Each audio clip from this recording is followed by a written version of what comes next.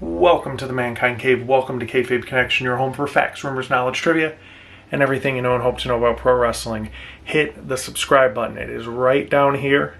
If you want to listen to something different other than generic metal music, welcome to Q1 to 4 dudes talking about wrestling, the same topics, the same companies over and over. If you want to listen to something different, hit the subscribe button. Hey, this is Adam, a.k.a. Edge, a.k.a. the Rated R Superstar, a.k.a. Dwight from Haven, a.k.a. What was my name in Bending the Rules? I can't remember, but you're listening to the Kayfabe Connection. This is Matt Jackson of the Young Bucks, and you're listening to the Kayfabe Connection, your home for facts, rumors, knowledge, trivia, and everything you know or hope to know about pro wrestling.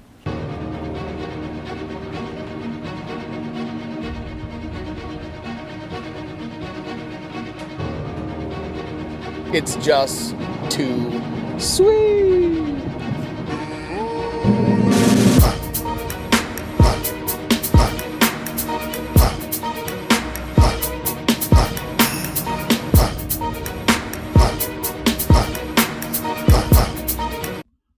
Welcome to the Mankind Cave. Welcome to Thanks for Watching, brought to you by Kayfabe Connection, your home for facts, rumors, knowledge, trivia, and everything you know and hope to know about pro wrestling. This is Thanks for Watching. This is basically a review show. It's a euphemism for a review show, right? But Thanks for Watching covers anytime there's a big show worth watching, we cover it here. And without further ado, Fyter Fest. That is the focus of this episode. Both episodes, night 1 and night 2. Night 1 took place July 1st. Night 2 took place July 8th. Whenever you're watching this, if you need to go back and watch it, or if you've already watched it, comment. I'd love to hear your thoughts on it. Hit the subscribe button, first off. Once you're done hitting the subscribe button, add to the comments. What did you guys think of the pay-per-view? What was your favorite match? What was your least favorite match? Like, just get a conversation going. More than happy to talk shop as far as wrestling goes. So subscribe, hit the bell for notifications, and add a comment. Also, while we're getting the plugs out of the way, go ahead and follow Kayfabe Connection on Instagram. And it's all one word, Kayfabe Connection. And then Twitter at the letter K, FABE Connection. I did something last night that I don't normally do, and I say I don't do. I did a little bit of live tweeting just to test it out and see how it went. It was fun interacting with people. And so, yeah, so Fyter Fest. 2 nights. I would say night 2 stuck out to me more than night 1. And I know right out the gate, the elephant in the room, today was ratings day. Great American Bash beat Fyter Fest back-to-back weeks, and NXT had already beaten AEW in ratings a week prior, so that is 3 weeks in a row that NXT has triumphed over AEW in total viewers. We don't want to get into the demo talk, then we're going to get into this whole ratings thing. That's not the point. This is a Fyter Fest breakdown, right? But I think, I say that to say this. I think that with AEW having to opt out of the true main event, which the true main event of Fyter Fest was Jon Moxley, the AEW champion, taking on the challenger, Brian Cage. And, you know, Renee Young got COVID. You know, Moxley's got to quarantine himself for 2 weeks. It fell right when Fyter Fest was happening. Things happen. You know, card subject to change. That's just how it goes. And so I that's one criticism out of the gate that I will say is that the tag matches shine to me more than the singles matches. And their placement on the card could have benefited better had they shook the card up a little bit, I think, for both nights of Fyter Fest. Specifically, hell, why not put Penelope Ford and Hikaru Shida, put that in the main event? It's a title match, right? Put that in the main event. It was a banger. That was a banger match from night 1. So that's, you know, playing armchair booker. I know it's easy, hindsight, you know, I'm not going to say hindsight's 2020 because 2020 is trash. We're going to retire that saying. But I feel like the card could have benefited had both nights been booked a little differently as far as placement on the card goes. Looking back on things, again, as I said, I would have put Penelope Ford and Hikaru Shida at the main event for night one. That is the women's championship match. You have a championship main event as your main event. And then, going into night two, I mean, Orange Cassidy and Jericho I thought was so much fun. But that 8-man was my favorite match of the night. And it was really tough to follow that match. And I'm not saying that Jericho and Orange Cassidy suffered because of it, but again, it was way too hard of an act to follow. A fucking Canadian destroyer on top of the dude, like into the crowd, like, come on, man. So out of the gate, that's at least some fair criticism for maybe some people. Maybe if you're an AEW only guy and you just stumbled in, stumbled in here and you're waiting for me to just kiss the ass of the, like, I'm not going to. I'm going to be real and just be 100% honest about my reaction to the show. And it's my opinion. So, like, it's just one guy's opinion, right?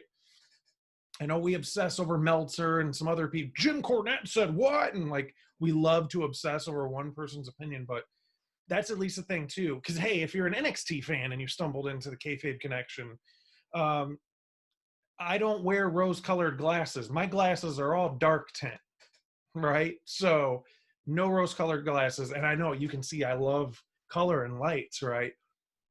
But yeah, no rose-colored glasses, regardless of what promotion. Check out this week's episode of Kayfabe Connection if you really want to hear a hot take as it pertains to sunglasses that are not tinted in the rose color. But I digress. Let's talk about Fyter Fest. I want to do a quick rundown of night one, and then we'll jump into night two to stay relevant. Night one saw, I think, some exciting action. Again, I favor night two over night one, looking at it in totality. But Fyter Fest night one had some great spots in it. Jericho's money. It was Canada Day, and he came out with the Canadian blazer, and he comes out and sits down and immediately just starts going at Excalibur, you stupid idiot, and you should be on the Masked Idiot, and JR reciting the lyrics to him. Like, they just have good chemistry, and you can tell they worked with each other in WWE. And I love Jericho doing the Tony Schiavone and JR and, like, purposely messing up his name. It was just so awesome. That dude, I mean, whenever he wants to retire and be done with lacing up the boots, he has a career in commentary. And not saying he's the best technically, he's just so damn entertaining, man. Like, you give him a live mic, he entertains me. And so I love when Jericho does commentary. Opening match was, I felt, again, I know I was critiquing the card. That was a no-brainer. That was a perfect spot for this match on the card. The opening match of night one was MJF and Wardlow taking on Jurassic Express. Speaking of Canadian destroyers, there was a nasty Canadian destroyer in this match. I love the chemistry that these teams have, and certainly MJF and Jungle Boy specifically. They have just delivered in a way that on paper you're like, okay, like, hopefully it's not a goofy match, because Jungle Boy is this goofy character. And, he got that night one love that Orange Cassidy had on night two, in the sense of they both, respectively, Jungle Boy and Orange Cassidy, have solidified themselves as bona fide wrestling stars. They are people who, there were other people watching Fyter Fest at my house for both nights, and their family, and they're, we've been safe and social distancing. Even they were like, oh, who's that? Or, one of them was a woman, and she's like, oh, he's cute. And, like, it just, as they were just casual people who had no idea what AEW is, that sat down and watched both nights of Fyter Fest. Jungle Boy stood out to both of them, both male and female. So that person has the ability just from appearance alone, like there's things that stand out. Obviously, the hair, the sideburns, he looks like his dad. You know, you're going to get the casuals that are like, ooh, is he related to blah, blah, blah, blah. Let me Google. And yeah, he just has that thing about him. And I don't know how long the Jurassic Express is going to go on, but I definitely see Jungle Boy having a lot of singles success and a singles run. So anyways, Luchasaurus put away Wardlow. I thought it was a great opener. It's everything that you want out of an opening match. I was entertained, and I felt that it was the right placement on the card. Now, having said that, the second match of the night, in my opinion, I think should have main evented. And again, that is the AEW Women's Championship match, which saw the challenger, Penelope Ford, taking on Hikaru Shida. Banger. Banger. This was a banger match. This should have main evented. This was for a main championship title. And Penelope, dude, the fact that she kicked out of the Falcon Arrow, that just goes to show what they have lined up for her. This was a good back and forth match. Penelope Ford is one of the best women's wrestlers, and most certainly the most improved women's wrestler of the year, in my opinion. Hands down. I don't comment. Again, subscribe, comment at the letter K, FEB Connection, wherever you want to talk shop. Penelope Ford, who's had a better, most improved year than Penelope Ford has? Great match. She comes up short. Shida gets the win with the knee. I loved it. And again, I thought this should have main evented. But still, it was a good night of matches. Moving on, the third match of the night saw Jake Hager taking on Kody. It was funny because people were commenting on Jake Hager and like clowning on his in-ring gear, which it was like, it looked like Pat Patterson and Vince when they were like working at the pool to come up with storylines, and they were in their blue draws, like blue Speedos, like coming up with like WrestleMania 5, brother, at the pool in Greenwich.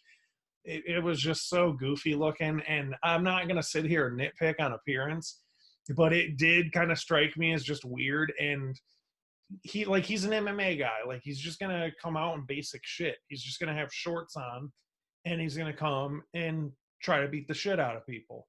So I get both sides, but again, like the appearance thing, it just kind of, it had Blue Tista vibes, most definitely. So yeah, I mean, this match is what I would expect it to be. I didn't expect this to be a 5-star. I didn't expect it to be a stinker, and that's exactly what it was. It was a consistent, like, just a solid match. And I think the TNT Open Challenge has been has been, I think, well perceived by wrestling fans. I've seen people trash the title and, oh, he's Jeff Jarrett, and I've seen those comparisons. But as far as like criticism of those matches, the only criticism I see is they're like, oh, it's the mid-card title. What the fuck do you want it to be? They already have a main title. Like, I know you watch other shows where they have like the Airhead title and the Fruit by the Foot title, and they're on different shows and it confuses people. But in this company, there's one title, one main men's championship. That's the AEW championship. So that whole thing, it's a mid-card title. Okay, like that, you kind of need those in companies to boost people and build people up and have matches mean something. So yeah, and Fyter Fest is all title matches are on the line. That's kind of the selling point, but whatever. So yeah, Hager Cody wins. It was a decent match, we'll say, and that's not me underselling it or like disrespecting it. It's just it was what it was. Like it was a solid match, and Cody's been on a good run with these title matches. I know, cat out of the bag, he's wrestling Sonny Kiss at Fight for the Fallen, and I think there's people that criticize that, like, oh, why is he fighting Sonny, and oh, it should be a better, like, the whole point in it is just to have it be unpredictable. Like, it doesn't have to align with anything storyline wise, right? And I certainly like, okay, I'm just gonna come out and say it. They aired the Hot Ones game show on night two's tapings, and Cody Rhodes was like a contestant with like some indie dude, and the host was like having him do these like charade games after eating wings. Anyways, the sign off by Cody when he was like, "Hey, thanks for having me on." He threw up the four. He threw up the four for the Four Horsemen. Now, I remember predicting this on the show weeks ago, and I'm not trying to bill myself as this Nostradamus dude because I've been watching wrestling for a long time. You kind of get a knack for it. It's like my wife when we watch like murder mystery shit. My wife already has the murderer solved in like the first 30 minutes. She already knows who the killer is going to be. So you just kind of have a knack for that stuff. Four Horsemen, man. I think this TNT title deal, the storyline is going to culminate in the formation of the new Four Horsemen, which will be Shawn Spears, accompanied by Tully Blanchard, Cody, who already has Arn, so there's a couple of the original members, and they will be joined none other than FTR. And there you have it. You will have the new Four Horsemen stable, and you can feud them with Dark Order. You could feud them. Of course, you're going to feud them with the Elite. That's going to be the like stable versus stable thing. You also got Inner Circle. So there's all kinds of groups and stuff that you could work with there and have some entertaining stuff. And I honestly think, and again, I know they threw kind of a Hail Mary with the Stadium Stampede match, and Matt Hardy came back and like they interject. It was like kind of the same thing, but they wanted to do it differently. I think we are going to get a blood and guts match, and I would have to say, I think they're really pacing themselves on that Four Horsemen storyline, because what I could see happening is I could see them doing the Elite versus the Four Horsemen in a blood and guts match and a steel cage, and it'll be at an event where there's fans. So I can totally see that happening. I think we're definitely getting that, but I think they're going to save it until there's fans. So that's just me looking in the crystal ball. Anyways, next match from night one, second to last match, was Private Party taking on LAX, as I like to call them. I still don't call them Pride and Powerful. Like, I don't, even my wife is like, yo, that's LAX. When they debuted, I was there when they debuted at the pay-per-view, like, yo, it's LAX. It just, that name hasn't stuck with me yet. And so forgive me, I'm not being that guy by calling him LAX. That's the Freudian slip. That's just where I go to when I see the tag team. And I think they're incredible. I think the run they've had is pretty underrated. Like, not a lot of people talking about their matches, it seems, and giving them the credit they deserve. But, for that matter, I guess it's because Inner Circle is just this goofy stable. But LAX has been solid throughout this run. Never have a whack match. You'll never see them have a whack match. Constantly bringing it. Private Party gets gin and juice for the win, though. Main event was the AEW tag team matchup of Kenny Omega and Hangman taking on the Best Friends. Let me say, this was the GOAT entrance so far. Like, Hangman had the horse, and like there's been some other fun, Cody had the Star Trek. Like, there's been some fun entrances. This is the best AEW entrance in my opinion. Best Friends being brought to the ring and like, what was it, like a Camry or something?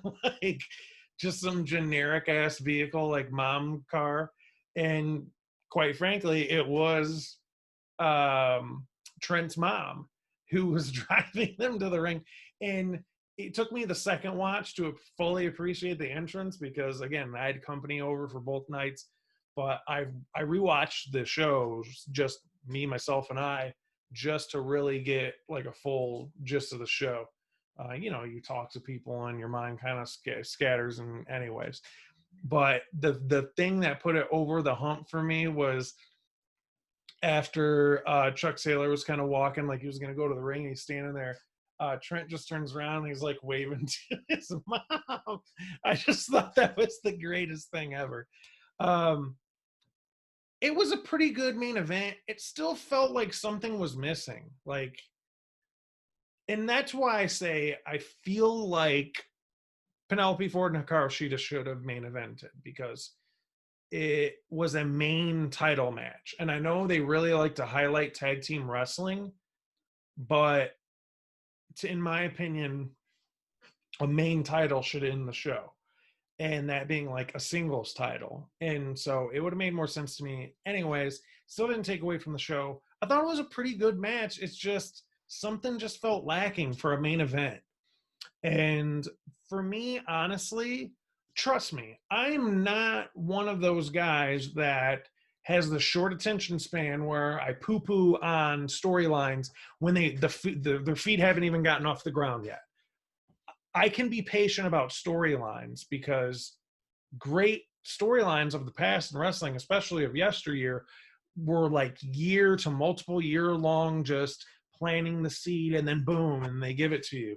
And the payoff is so much better when the buildup gets an opportunity to sort of marinate, and the build sort of just, lack of better phrasing, builds up.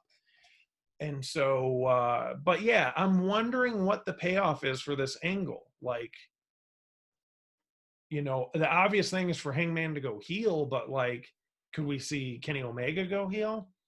And there's so much scuttlebutt on social media about, oh, Kenny Omega, he's not having a New Japan run like he did when he was the cleaner. Here's my thing to that, because at Kayfabe Connection, I love debunking rhetoric. JR even said it on night 2 of Fyter Fest. Kenny Omega has the most wins in the company, and I believe it's 25 if I'm not mistaken. He has the most wins in the company. What are you talking about? Like, you want him to be undefeated and have glasses and with the broom. Like, he kind of is trying to reinvent himself, and much to the chagrin of wrestling fans are like, we're so fickle about this tag team run. We've not seen him in a tag team really in a long time other than the Golden Lovers, and that even kind of ran its course. New Japan, who I thought was going to have a Kota Ibushi Kenny Omega Wrestle Kingdom match, totally threw that out of the window, didn't go with it, and we're just like, oh, fuck it.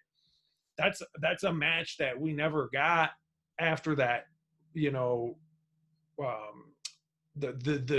new and improved Golden Lovers team got together. We never got that payoff for that match. So it's like, I get it.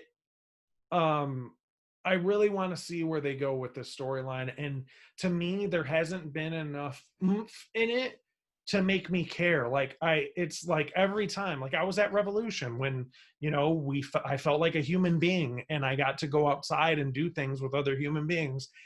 In Chicago, that tag match was fucking out of this world good. And again, they had so many teases at the end, and it was good. That's the only real, like, good tease that they've done with this. And I honestly thought there was going to be a turn that night. And that's how good the tease was. But everything after that has just felt kind of inconsequential and redundant. And so to me, the reason why I'm impatient about this storyline, as opposed to just being a patient wrestling fan and letting things just kind of build and play out, is because I don't feel like they've done enough with it to make me just go, oh, and they did this last week, and on the last show they did. It's like, okay, like, I get it, but I'm really growing impatient with the payoff for this whole elite dissension between Omega and Hangman. So I'll be curious to see where it goes. It's just, I'm kind of like, what are we doing with this? So night 1 was decent. And definitely when in comparison to night 2, having seen both shows now, night 2 definitely was the far superior show, in my opinion. So we go to night 2 of Fyter Fest. Opening match, AEW Tag Team Championship match, Omega and Hangman taking on Private Party. I mean, Private Party, they kind of had a lull for a little bit as far as their team went. And I'm talking about from October, they shocked the Bucks, the opening, like the inaugural Dynamite, the very first Dynamite tag team tournament. Private Party is victorious over the Bucks. You thought they were made men then. And then it was kind of just like a lull. They're on pre-shows and kickoff shows, and you're just like, not really getting a lot of shine on Dynamite. We've already seen one member of Private Party taking on Cody for the TNT Championship. So they've really invested in them, it seems, of late. This match, though, dude, that second rope springboard by Isaiah was impressive. That was slick, and it was done in a way where, yes, we've seen springboards hit to the outside, but being on the second rope, it was just a cool little twist to that. So I enjoyed that. We get the last call pinfall for the win. Omega and Page win. Again, what is the payoff for this angle? I'm waiting. Next match, Lance Archer and Joey Janela. This one I thought was going to be just a squash. And they actually had a legitimate match. And it was cool. Like, it was a good match. It was, decent. Lance comes out with Sonny Kiss on his back, and Jake the Snake has what looks to be a bag with a snake. He sort of teased it and didn't pull a snake out. And I like that nuance because it doesn't water down the use of that tactic and that prop. That you see it and it's like, oh, sometimes he's gonna is he gonna get the snake out this time? Versus he comes out with the bag, it's Pavlov dog. Jake's gonna throw a snake on somebody. So I like that little nuance. I enjoyed that. It's something I was thinking too during this match is, I guess the reason why Lance Archer is having this quote unquote squash match, even though it technically wasn't, it kind of went on and made Joey look sort of a smart wrestler, but also a competitor. It wasn't just here's Joey Janela from New Jersey. He's already stretching in the ring after the break. Like, he didn't look like a jobber, but they definitely made him look smart with the spot with Jake talking to the ref, and then he and Sonny both hit their moves and just couldn't quite capitalize. But it definitely made Joey at least look like somewhat of a competitor. And I think that's important in this company with him because Joey is the weird spot guy and the goofy guy. It hasn't really translated on the AEW brand like it has in the indies. And I get it. There's much more wiggle room that you can get away with on the indies versus tape, live television. So I enjoyed that they at least made him look like a competitor. And then on the Lance Archer end, the funny thing I took away from it was, all of AEW's big guys are involved in other feuds. So he kind of doesn't really have anything to go with right now. But he gets a blackout through the table. He kind of beats his head into the table a couple times, throws him in the ring, gets the pin. So Lance Archer victorious, no surprise there. And the next thing was like a little skit. We again see Darby Allin with another skating legend. He'd already hung out with Tony Hawk, and I believe this was Travis Pastrana. And he has kind of like the Rob Dyrdek, like Fantasy Factory type vibe at his spot. And you just see Darby Allin talking. You kind of get the gist, like, what he's doing, because he's like, oh, I'm going to practice coffin drops. You're like, oh, shit. Like, what platform is he jumping off of or into? And it's pretty steep, and he just does a coffin drop back into, like, this super – it's a pretty good drop into this just super pit of just foam, things. So I thought that was a fun way to at least sneak Darby in. And he's selling the Brian Cage injury for when he comes back. So it seems like they're building up to a Cage Darby Allin sort of David versus Goliath feud. I'm totally into it. And speaking of Brian Cage, the next skit on the show was, again, not a match, but an actual promo. And there was a tease before last night's show that Taz was going to do something that would send shockwaves through wrestling. And I know some people mocked it, but I think the people who mocked it don't understand, just as a wrestling fan, how cool this is. He had a bag in his hand, and you could kind of sense like he has some kind of title. And you start putting two and two together, and even shout out to my boy Larry, co-host down in New Orleans. He hit me with a text, and he's like, oh, I already know what they're getting at with this. And Logan, his brother, wasn't watching live, so we had to jump to the other chat and was like, oh, dude, he's got the FTW belt. Sure as shit, he's got the Fuck the World belt, the Fuck the World Championship belt, the FTW Championship belt, the black and orange belt that we know and love so much.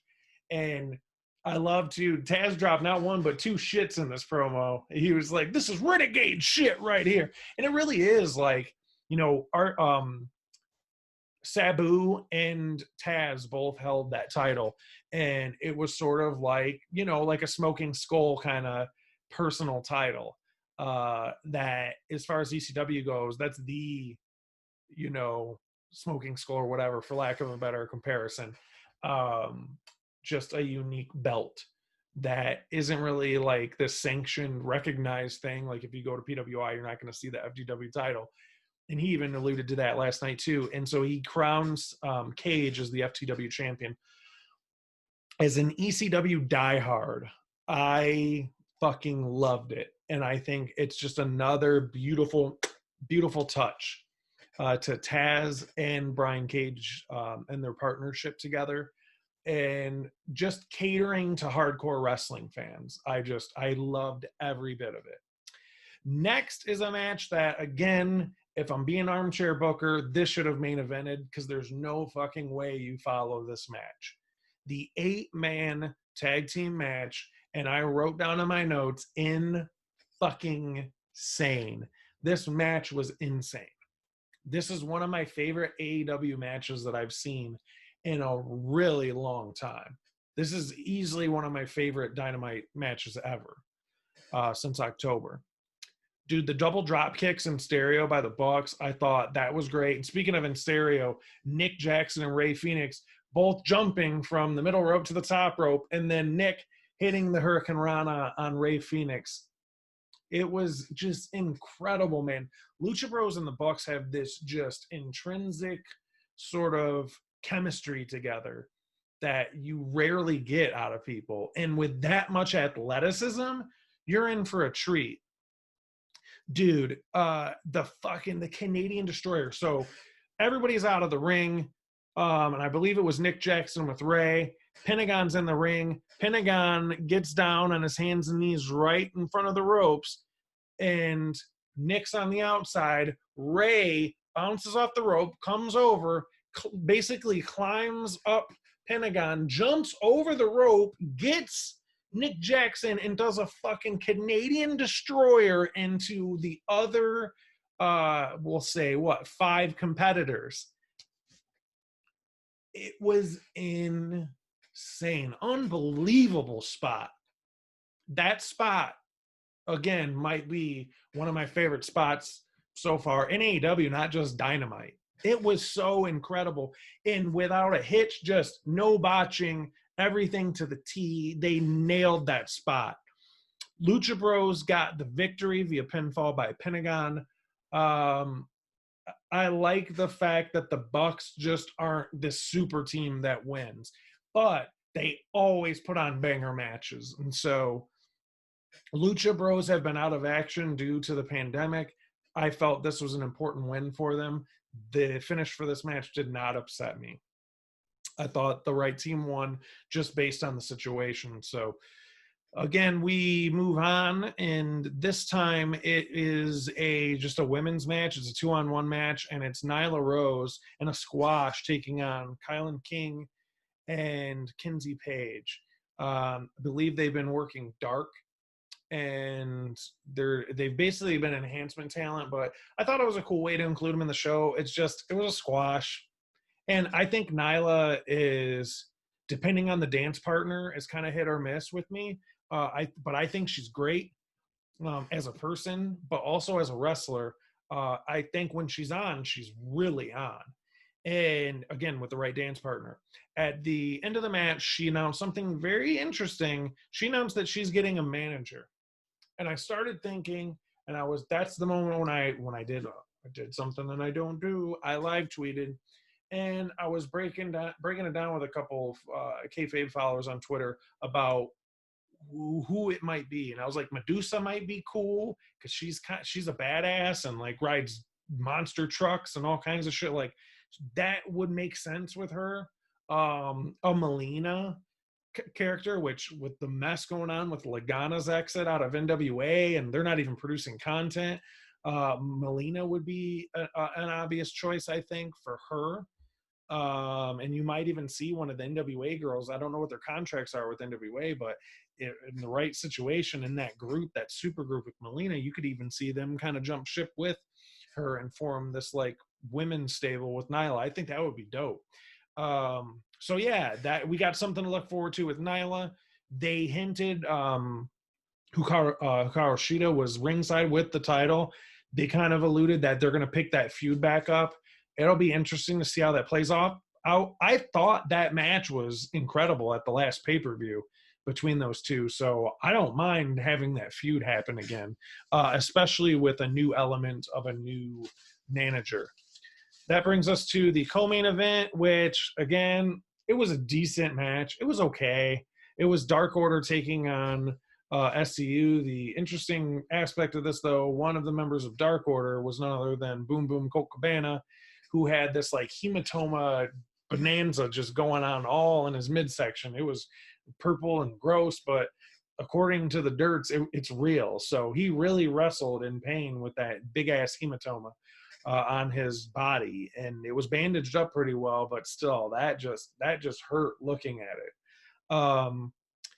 It was an okay match. Brody, Mr. Lee, as we like to call him, did the dirty work, and then tag Colt Cabana and put him on top for the win. Like, it was just, it's a setup and a slow burn of like this Colt Cabana. Is he going to go dark? Is he going to join the Dark Order kind of build? Again, it was an okay match, and I've seen SCU put on bangers, and I've seen Brody Lee put on bangers.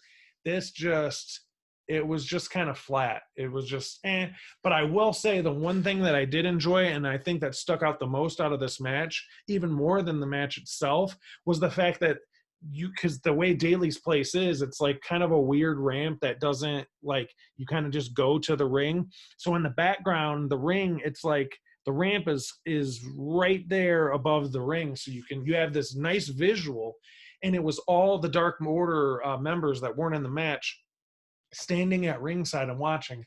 That, keep doing that for every Dark Order match. If it's a tag singles match, it doesn't matter. Keep doing that, because just from a visual element, I think it just looked great. And while the match wasn't great, that was something that continuously stuck out through the match of like, man, that's really cool how they're doing that. So I enjoyed it. Lastly, we have our main event, Orange Cassidy taking on Jericho. If you would have told me a year ago that Orange Cassidy, the dude on the indies that just puts his hands in his pockets and doesn't, if you would have told me he was going to main event like a special for a major company against Chris Jericho, I would have thought you were nuts. Like, no possible way. The amount of megastar that has come out of Orange Cassidy, and again, I think had there been fans there, it would have made the match even better. Any kind of Orange Cassidy match, because I mean, I was there live for the Orange Cassidy Pac match in Chicago at Revolution, and people were really looking forward to see, oh, what's he going to do with like a serious dance partner? They killed it, and the crowd went nuts, and it was super entertaining to watch as a fan, just sitting there laughing at the funny spots, but then getting into it when, you know, Orange Cassidy picks up and goes. And so I think this match would have benefited from a crowd, but I don't think his superstardom is dependent on that. Like, when it'll definitely help when they get fans back again, but this sort of ascension that we see Orange Cassidy on currently, it's crazy. Like, he's one of the bigger stars in that company, and definitely coming out of Fyter Fest, the stock is high with him. And he has proven in the last two major feuds that he's been in, both with Pac and with Chris Jericho, he's not some goofy mid-card or kickoff match guy that's just going to put like the Santino Marella of AEW. He can go. And that's what I liked about the match last night. He just had a more serious match than maybe some people thought. Now, he did have the little kick thing that he does, and, you know, did some silly spots and whatnot, but a predominant portion of that match was just dedicated to him being a worker. And so I loved that idea and that concept. And while he didn't get the win, and I mean, we saw interference from Inner Circle and Best Friends, and we saw all this, you know, the false finishes. I feel that after Fyter Fest, Orange Cassidy is one of the top stars in the company. That's just me. And not only that, but he's not the best comedy guy, or no, he's like one of the best wrestlers in the company. He's a mega star. Like I don't know when this thing will get stale or if it'll get stale. The sky's the limit with him, I think. And I think the subtle ways, like the less you do the hands and the glasses and you do the when he's barely hitting somebody, I think the less you do that and kind of save it, the more staying power that gimmick has. But that was Fyter Fest, night 1 and night 2. What did you all think about the shows? Comment at the letter KFABE Connection on Twitter. Go ahead and comment on Instagram. I'll have the post on the Instagram story and the post itself on Instagram. Subscribe to Kayfabe Connection. Dude, if you're tired of hearing Kevin's wrestling show, all right, so we got Extreme Rules where the guy's going to pull the other guy's eyeball out, and there's a swap match, and we're going to do a review and prediction, and then we're going to talk about Raw, and we're a wrestling show, but we only cover one company. If you want variety, and you want it done in a nuanced way, where, again, it's not cue metal music, cue frat boy, you know, I'm going to be shocking, and I'm going to go on fake rants and scream. If you are tired of that garbage, hit the subscribe button for Kayfabe Connection. That's my elevator pitch to all you wrestling fans out there. But having said that, plugs are out of the way. That is it for another episode of Kayfabe Connection. Next time someone tells you wrestling's fake, you know what you tell them? Store movies and TV.